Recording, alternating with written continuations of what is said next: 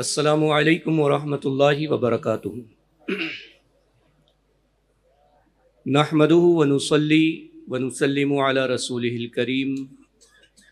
अम्मा बाद फ़अऊज़ु बिल्लाहि मिनश शैतानिर रजीम। बिस्मिल्लाहिर रहमानिर रहीम। इन्नद-दीन इंदल्लाहिल इस्लाम। आमन्तु बिल्लाहि सदक़ल्लाहुल अज़ीम। आइए कुछ अर्ज़ व मारूज़ से पेशतर हम और आप मिलकर इंतहाई अक़ीदत व एहतराम के साथ अपनी और सारी कायनात के मरकज़ अक़ीदत हुज़ूर नबी रहमत शफ़ी उम्मत अरवाहुना फ़िदाहु सल्लल्लाहु अलैहि वसल्लम की बारगाह बेकस पनाह में जिस तरीके से मैं पढ़ा हूँ मेरे साथ मिलकर दुरूद व सलाम की नज़रें पेश करें। अस्सलातु वस्सलामु अलैका या रसूल अल्लाह, अस्सलातु वस्सलामु अलैका या हबीब अल्लाह, अस्सलातु वस्सलामु अलैका या नबी अल्लाह व अला आलिका व अस्हाबिका या नूर अल्लाह सल्लल्लाहु तआला अलैहि वसल्लम। शमे रिसालत के परवानों, मेरे प्यारे आका सल्लल्लाहु तआला अलैहि वसल्लम के प्यारे दीवानों, सुन्नी दावत इस्लामी के 33वें आलमी सालाना सुन्नी इज्तिमा में ये ख़ास नशिस्त, यह अहम सेशन जो है इल्मी मुज़ाकरे के नाम से मंसूब है। और आज इस इल्मी मुज़ाकरे में बहुत ही अहम मौजू लेकर हम आपके सामने हाज़िर हुए हैं। वो मौजू, वो टॉपिक जो है आज के ज़माने में जो हालात चल रहे हैं उसी के मुताबिक है। वो मौजू है दीन क्यों ज़रूरी है, दीन की ज़रूरत क्यों है। और इस मौजू पर मेरे साथ गुफ्तगू करने के लिए अहले सुन्नत व जमात के दो मायनाज़ आलिम दीन जो मेरी बाईं जानिब हैं, हज़रत अल्लामा जावेद रज़ा नजमी साहब क़िबला, प्रिंसिपल जामिया हिरा नजमुल उलूम महापोली, और मेरी दाहिनी जानिब हैं हज़रत अल्लामा मुफ्ती शाहिद रज़ा नजमी अज़हरी साहब क़िबला, उस्ताद जामिया हिरा नजमुल उलूम महापोली। इंशाअल्लाह ताला ये दोनों हज़रात जो है आज हमारे सामने इस अहम मौजू पर कुछ अपने तासुरात और अपनी बातें पेश करेंगे। हज़रत ये मौजू लाने की जो ज़रूरत पेश आई है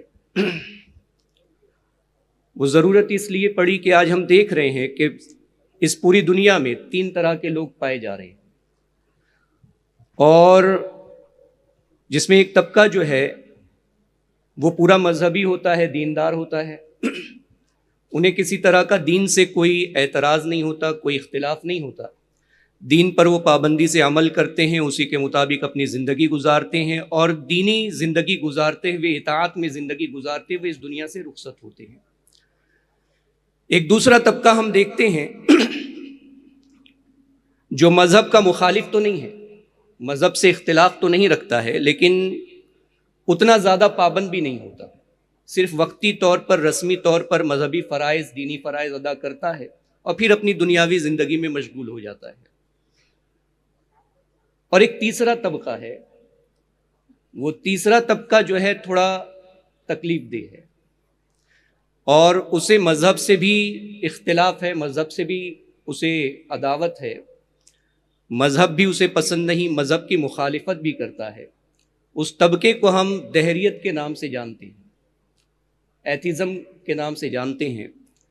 और ये तबका जो है आज के दौर में, जैसे कि हम देख रहे हैं कि एजुकेशन की फील्ड में लोग उतरे हुए हैं, बहुत ज़्यादा दौड़ लगी हुई है, और ऐसे मौके पर जो बहुत से हमारे ऐसे नौजवान जो दीन से काफ़ी दूर हैं या दीन की बहुत ज़्यादा समझ नहीं रखते, तो ये एथिस्ट लोग जो हैं, मुल्हिद जो हैं, दहरिये जो हैं, ये उनके उस कोरे जहन को बिगाड़ने की कोशिश करते हैं और ऐसी बात रखते हैं जो हालांकि अगर देखा जाए तो उनकी कोई वक़ात नहीं, कोई वैल्यू नहीं है, लेकिन उसके बावजूद वो उन साफ जहनों में अपनी उन बातों को उतारने की कोशिश करते हैं और उन्हें भी मज़हब से मुतनफ़िर करते, मज़हब की मुखालिफत पर उभारते हैं। तो इसीलिए इस मौजू को यहाँ पर हमने रखा है और आप लोगों को यहाँ पर हमने मदऊ किया ताकि आपसे हम कुछ सीख सकें। तो मैं ज़्यादा बात ना करते हुए आपकी बारगाह में मौलाना जावेद रज़ा नजमी साहब किबला की बारगाह में सबसे पहले अपना सवाल रखना चाहूँगा दीन के हवाले से कि दीन क्या है, मज़हब क्या है और ये क्यों ज़रूरी है।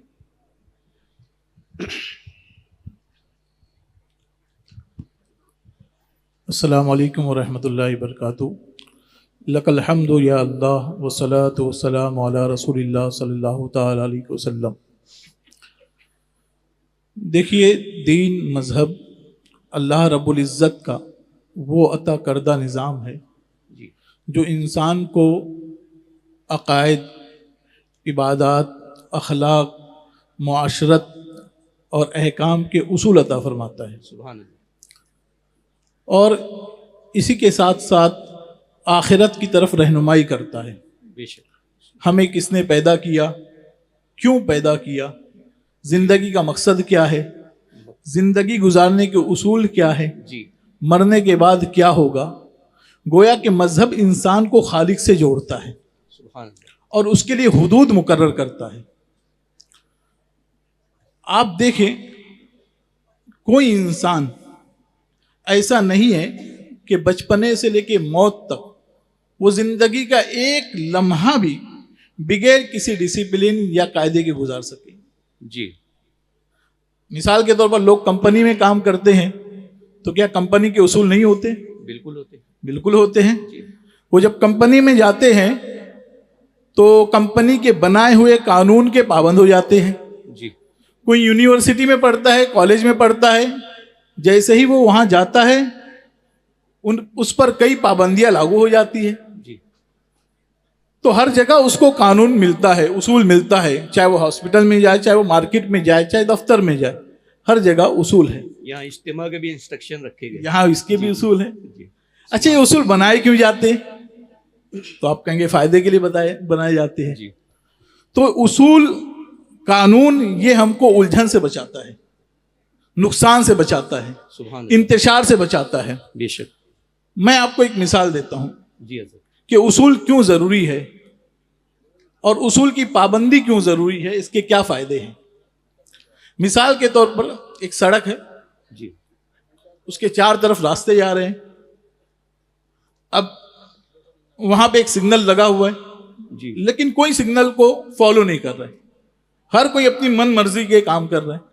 कोई स्पीड से गाड़ी आगे बढ़ा रहे हैं, कोई राइट साइड जा रहे हैं, कोई बाएं साइड जा रहे हैं, कोई रुकने तैयार नहीं, कोई रुकने के लिए तैयार नहीं है। तो मुझे बताइए, इस बात के कितने चांस है कि गाड़ी आपस में टकरा जाए? बिल्कुल बिल्कुल टकराएंगी, क्योंकि कोई फॉलो ही नहीं कर रहे सिग्नल को। यहाँ हम देखते भी है कि जाम भी लग जाते हैं, ट्रैफिक जाम भी होता है, इसी वजह से जाम हो जाता है। कोई यहाँ जा रहा है, कोई वहां जा रहा है। लेकिन अगर वही सड़क है, वही गाड़ियां है, जी, वही रश है, लेकिन हर कोई सिग्नल को फॉलो कर रहा है, बिल्कुल, तो कितने चांस है कि गाड़ी आपस में टकराए? सब सुकून से गुजर सकते हैं माशाल्लाह। यही कानून का फायदा है सुभान अल्लाह, कि कानून की वजह से हम उलझन से, परेशानियों से बच जाते हैं। यह है उसूल का फायदा। अब आप देखिए, मजहब इस्लाम ने हमें रूल्स दिए। क्यों रूल्स दिए? अच्छा, एक बात इधर ये भी देख लीजिए कि कोई शख्स जब कंपनी बनाता है या कोई भी चीज बनाया जी, तो वो उसके कानून कौन बनाता है?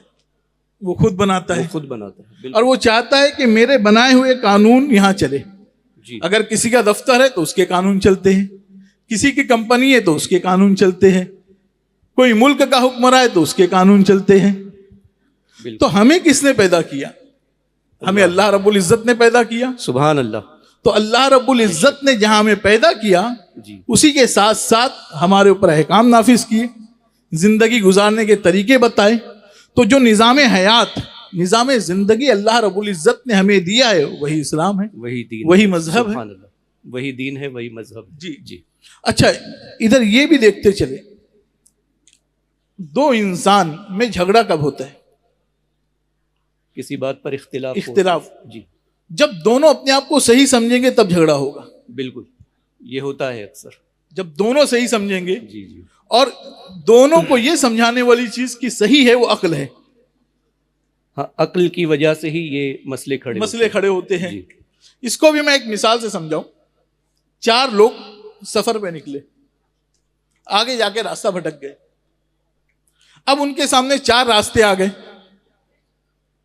एक साहब कह रहे कि हम सीधा जाएंगे तो मंजिल पर पहुंच जाएंगे जी। एक साहब कह रहे कि राइट टर्न लेंगे तो मंजिल पे पहुंच जाएंगे। एक साहब कह रहे बाएं जाएंगे तो मंजिल पे पहुंच जाएंगे। एक साहब कह रहे मुझे नहीं मालूम। अब अगर चारों अपनी अपनी जगह अटल रहेंगे, नहीं यहीं जाना है, तो झगड़े होंगे। लेकिन अगर वही सूरत हाल है, लेकिन उधर कहीं साइन बोर्ड लगा हुआ है कि फला शहर जाने के लिए आपको राइट मुड़ना है, फला जगह के नहीं बाएं मुड़ना, तो झगड़ा होगा? बिल्कुल नहीं। निशानदेही हो जाए तो झगड़ा ही खत्म।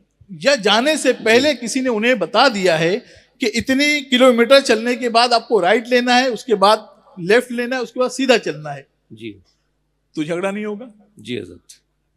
तो आप मुझे बताइए, जब 2 इंसान किसी उसूल पर मुत्तफिक नहीं हो पा रहे, तो पूरी कायनात किसी उसूल पर कैसे मुत्तफिक हो सकेगी? अल्लाह अल्लाह। 2 जहन जब किसी उसूल पर मुत्तफिक नहीं हो सकते, यहाँ तो अरबों की तादाद में है जी। जब 2 लोगों के आपस के झगड़े के लिए हमें तीसरे की जरूरत पड़ती है कि वो सुलह करा दे, तो कायनात के बड़े बड़े सवालों के जवाब कौन देगा? क्या वो अक्ल जवाब देगी जो 4 रास्तों में से एक सही रास्ते का इंतखाब नहीं कर सकती? अल्लाह अल्लाह। तो पता चला इंसान के लिए अहकाम का होना जरूरी है।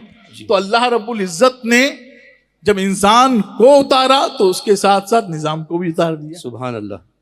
यानी अल्लाह ने इंसान को यूं ही नहीं छोड़ दिया, एक निजाम उसके लिए मुतय्यन किया है ताकि वो उसके मुताबिक जिंदगी गुजारे। बिल्कुल। मजहब क्यों जरूरी है?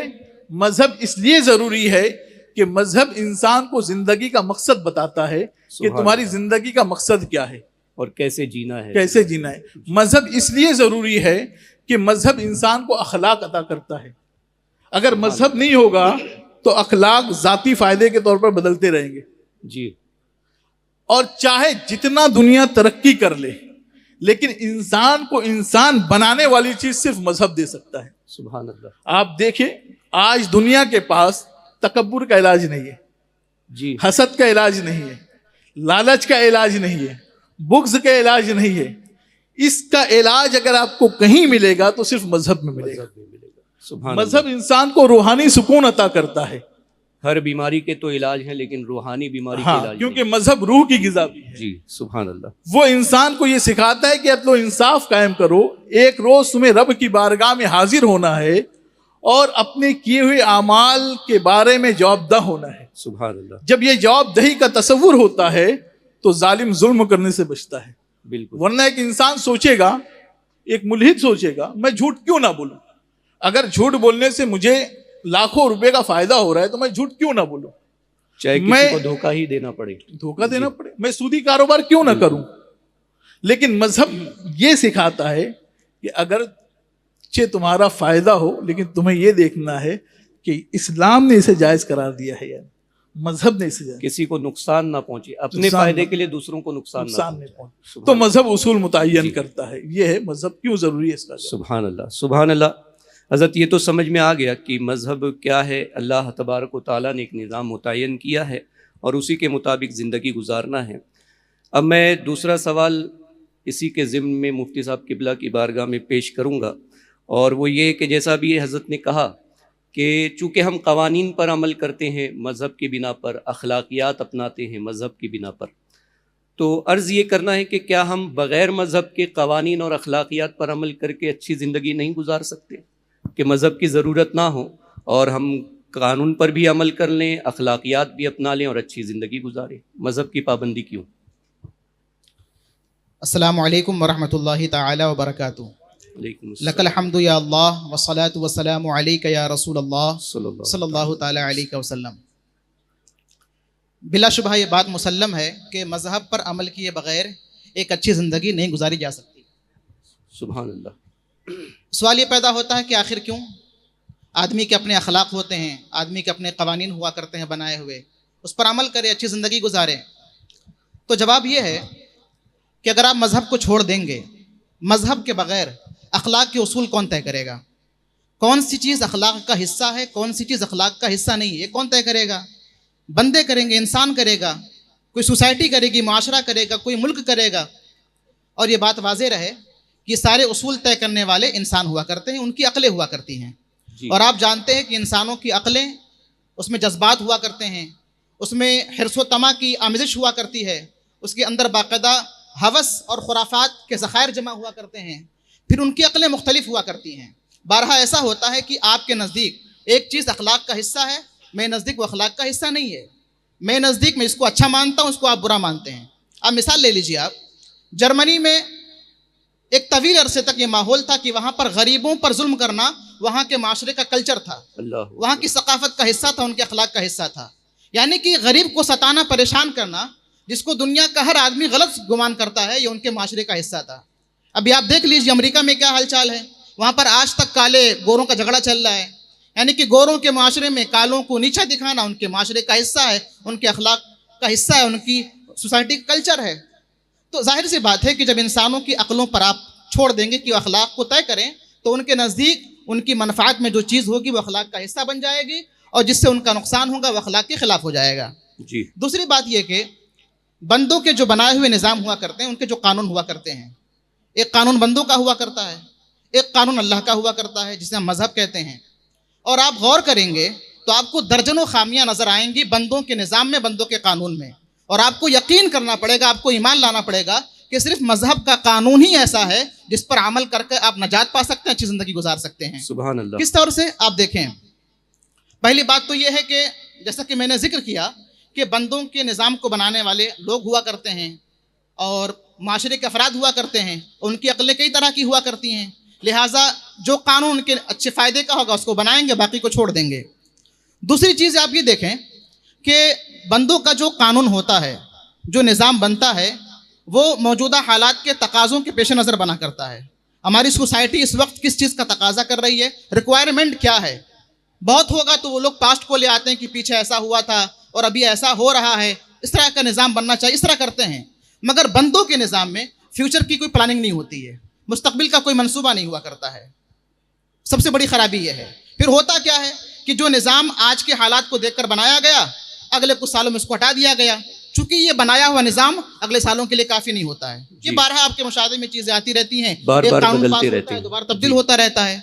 लेकिन अल्लाह इस कायनात को बनाने वाला है, वो जानता है कि क़यामत तक हमारे बंदों की हाजतें क्या होंगी, उनकी ज़रूरियात क्या होंगी, और किस माशरे में कैसे हालात होंगे, अल्लाह सबको जानने वाला है। तो अल्लाह ने क़यामत तक, चूँकि चीज़ों को जानने वाला है, तो उसने बाकायदा क़यामत तक के लिए ऐसे उसूल तय कर दिए हैं, ऐसे कवानीन दे दिए हैं कि बंदा उस पर अमल करता है और कामयाब हो जाया करता है। ज़माना कैसा भी हो, हालात कैसी भी आ जाएं, कौमें तब्दील हो जाएं, मगर अल्लाह का निज़ाम अटल होता है, उसमें तब्दीली नहीं आती है। सुभान अल्लाह। दूसरी चीज़ आप ये देखें कि बंदों के निज़ाम में एक बड़ी ख़राबी ये होती है, कानून में ख़राबी ये होती है कि बंदों के उसूल व क़वानीन में शख्सी इस्लाह का पहलू नहीं होता, जिसे हम कहते हैं सेल्फ रिफॉर्म का कोई पहलू नहीं होता, कोई चांस नहीं होता। किस तौर से आप देखें कि दुनिया के बहुत सारे मुल्कों में शराब पीना जुर्म नहीं है, अलाउ करते हैं वो जी, शराब पीते हैं वो, आप शराब पीजिए। जुर्म कब होगा, उस पर सज़ा का निफाज कब होगा, उसे लोग बुरा कब मानेंगे, जबकि आप शराब पीने के बाद माशरे का नुकसान करें, आप सड़कों पर उतर आएँ, आप किसी को मारे पीटें, आप रोड जाम कर दें, आप किसी को कत्ल कर दें। यानी कि उनके यहाँ सिर्फ शराब पीना जुर्म नहीं है, शराब पीने के बाद जो गुनाह होंगे और जिसकी बिना पर माशरा खराब होगा वो जुर्म होगा। आप शराब पीते रहिए, किसी को तकलीफ मत पहुंचाइए आप। हालांकि पूरी दुनिया मानती है कि शराब पीने से माल तबाह हो जाता है, खानदान धस तबाह हो जाया करता है, अक्लें तबाह हो जाया करती हैं, उसके बावजूद भी उनके यहाँ शराब पीना जुर्म नहीं है। ऐसे आप देखिए जिना करना, दुनिया के उसूलों में जिना करना उस वक्त जुर्म होगा जबकि जिना बगैर रजामंदी के हो। अगर जिना रजामंदी के साथ हो रहा है तो दुनिया के उसूल में उसके लिए उकूबत, उसके लिए सजा नहीं है, वो क्राइम नहीं, जुर्म नहीं है वो जी। जुर्म कब बनेगा, जबकि वो जबरदस्ती के जरिए किया जाए, किसी को तकलीफ देकर किया जाए।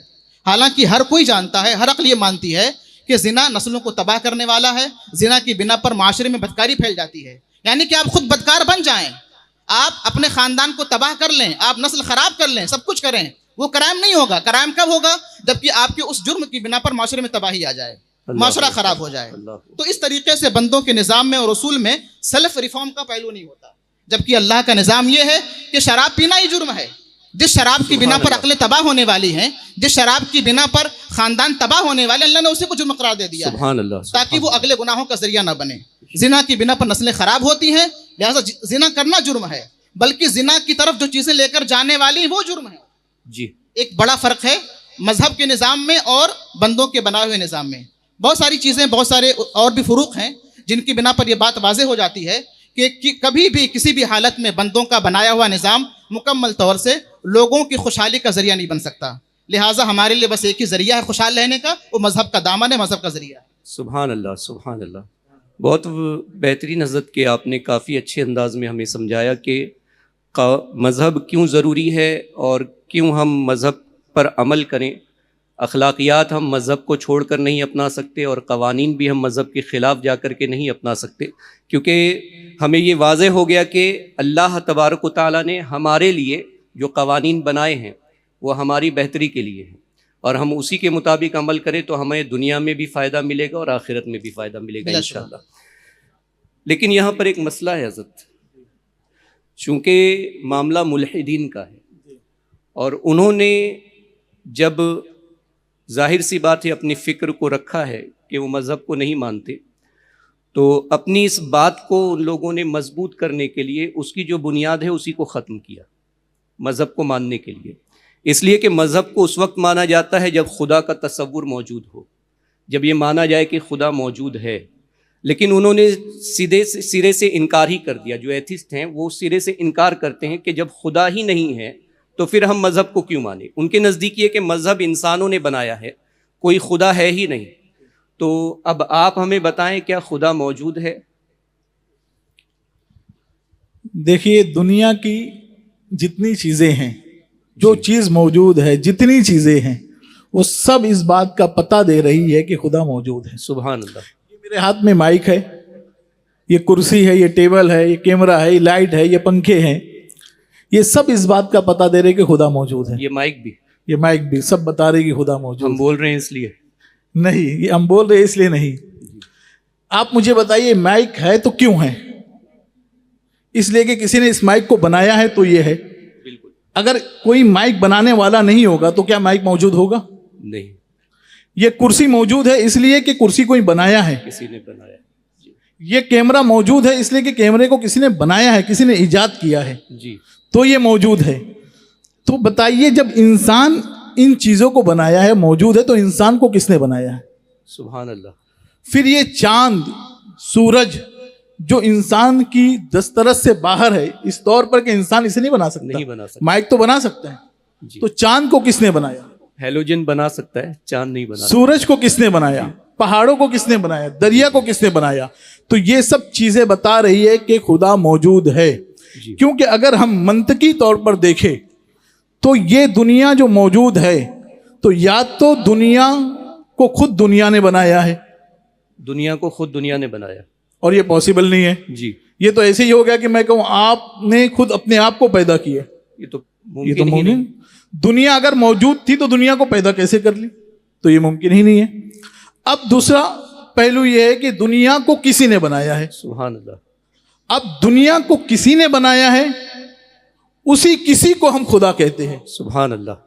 कि अल्लाह रब्बुल इज्जत ने इस दुनिया को बनाया है। सुभान अल्लाह। ये चांद, सूरज, सब चीजों को बनाने वाली जात अल्लाह रब्बुल इज्जत तबारक व तआला।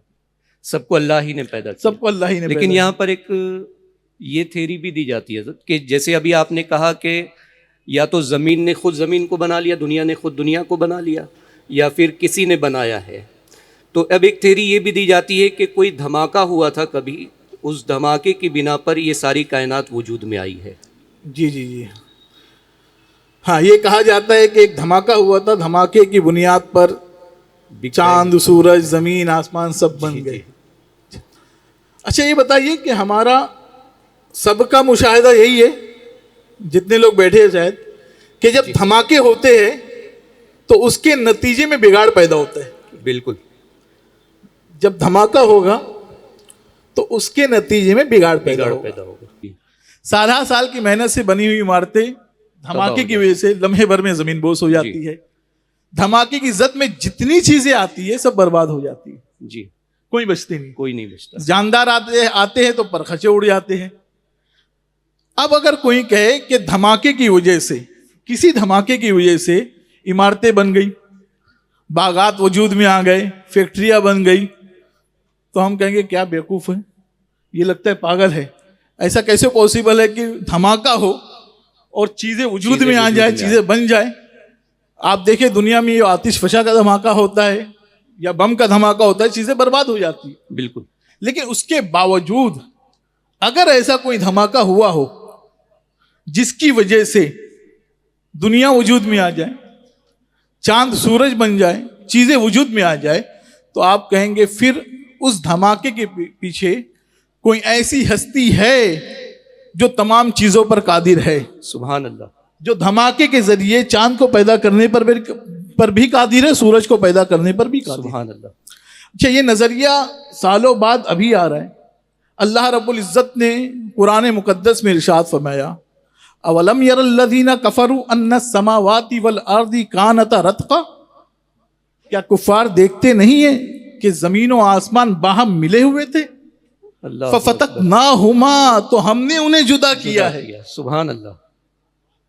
तो अल्लाह रब्बुल इज्जत खुद इरशाद फरमा रहा है ये जमीन और आसमान पहले मिले हुए थे, हमने इन्हें जुदा किया है। तो पता ये चला कि अगर ऐसा कोई धमाका हुआ भी था जिसकी वजह से चीजें वजूद में आई है, तो धमाका भी अल्लाह रब्बुल इज्जत ने अपनी कुदरत से किया था। सुभान अल्लाह। और उसके धमाके से खूबसूरती ही पैदा होती है। सुभान अल्लाह। वरना अगर आप ये नहीं मानेंगे जी, तो फिर क्या वजह है दूसरा कभी आज तक धमाका नहीं हुआ? यानी बकौल इनके अगर उसे धमाका ही मान ले तो उससे खूबसूरती ही पैदा हुई। क्यों दूसरा सूरज नहीं बना जी, क्यों दूसरा चांद नहीं बना? अच्छा, फिर आप देखिए इस पर इमाम आजम अबू हनीफा रज़ी अल्लाह ताला अन्हु का एक दहरिया से मुनाजरा तय हुआ। अच्छा। मौजू यही था कि दुनिया का कोई खालिक है या नहीं है। मुनाजरे का वक्त तय हो गया, सब लोग आ गए, दहरिया भी आ गया, इमाम आजम तशरीफ नहीं लाए, अल्लाह, आप ताखिर से आए। दहरिया ने कहा कि वक्त मुकर्रर था, आपको वक्त पे आना चाहिए था, आपने ताखिर कर दी। उसे लगा होगा जवाब नहीं मिला है जी।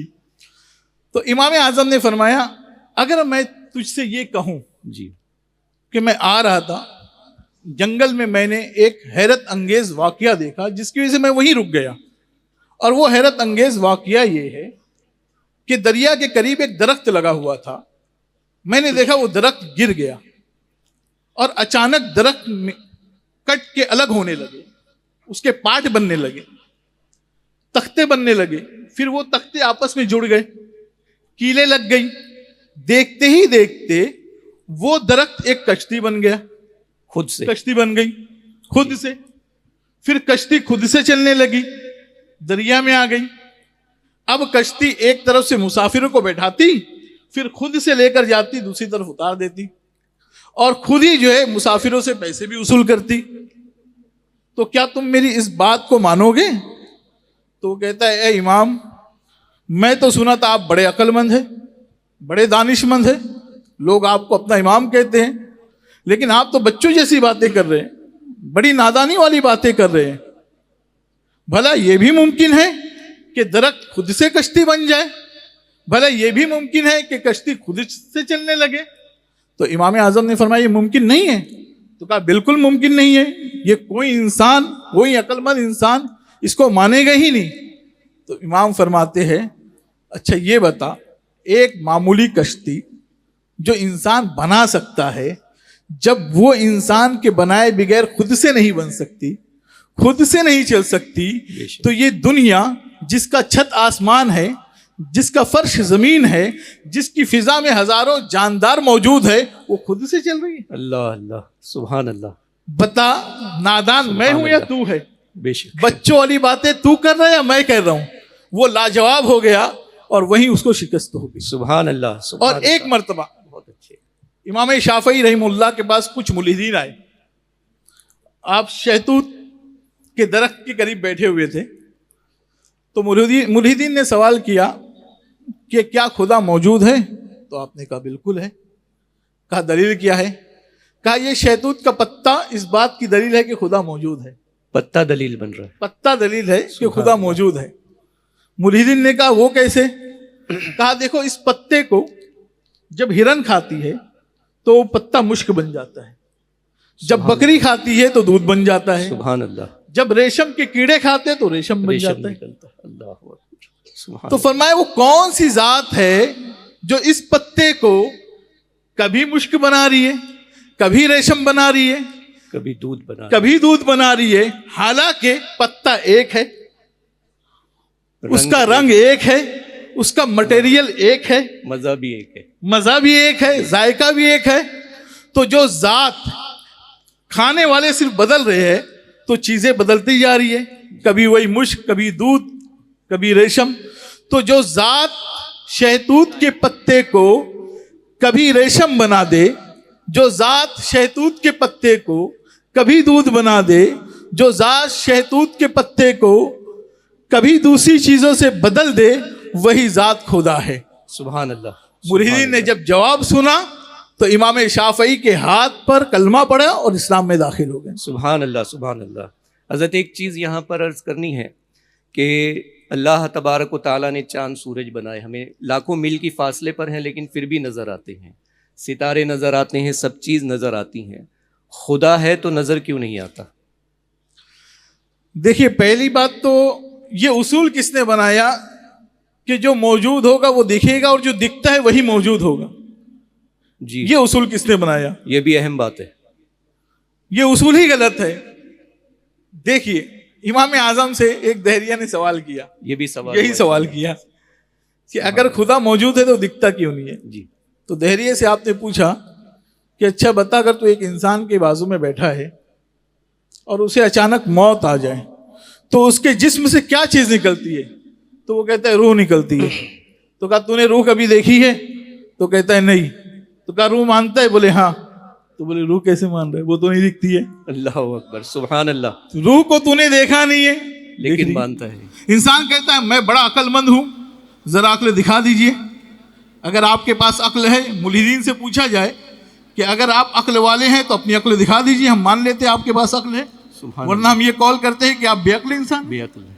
तो ये थ्योरी ही गलत है कि जो चीज दिखती यानी है वही मौजूद ये हो। सवाल या ये कानून ही गलत है या ये कहना ही गलत है कि जो चीज मौजूद हो उसका दिखना जरूरी है। साइंस कई मामलात पे बात करती है जो जी। दिखती ही नहीं है। सुभान अल्लाह। पूरी साइंस बैठ जाएगी यहीं पर अगर इस कॉल को सही मान लिया जाए। जी, सुभान अल्लाह। जिस तरीके से तहरीक सुन्नी दावत इस्लामी हर फील्ड में, हर मैदान में आपकी खिदमत के लिए, आपकी इस्लाह के लिए हाजिर है, उसी तरह आपके अकायद की इस्लाह के लिए भी हम हर वक्त, हर लम्हा मौजूद हैं। जो भी इस मौजू के हवाले से जो कुछ भी सीखना चाहता है, हमारे उलमाए नजमीन की टीम मौजूद है। वो ज़रूर सुन्नी दावत इस्लामी से आप लोग अपने ताल्लुक़ को मजबूत करें और हमसे जुड़कर इन बातों को सीखें। अल्लाह ताला हम सबको अमल की तौफ़ीक़ अता फ़रमाए। व आखिरु दावाना अनिल हम्दुलिल्लाहि रब्बिल आलमीन। अस्सलामु अलैकुम व रहमतुल्लाहि व बरकातुहू।